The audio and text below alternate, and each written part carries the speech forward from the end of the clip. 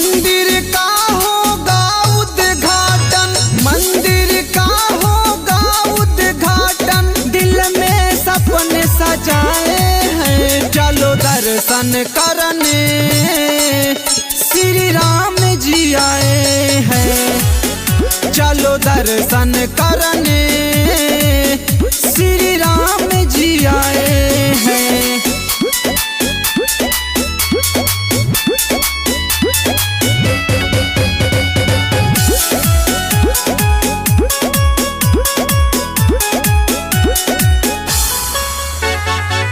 नए साल की नई उमंग है, हर तरफ देखो भगवा रंग है।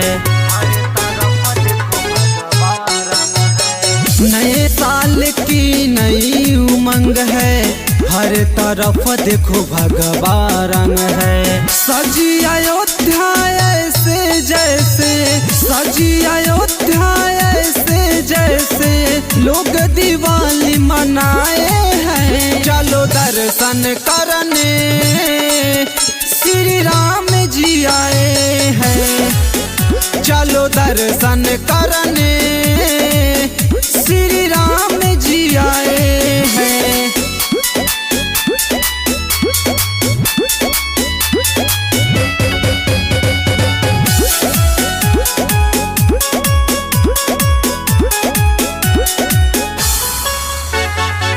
इतनी प्यारी अयोध्या नगरी सबके मन को भाए।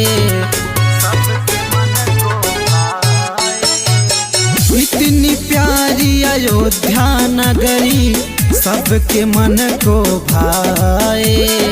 श्री राम के गूंजे नारा, श्री राम के गूंजे नारा, गीतिया अरविंद गाए हैं। चलो दर्शन करने श्री राम जी आए हैं। चलो दर्शन करने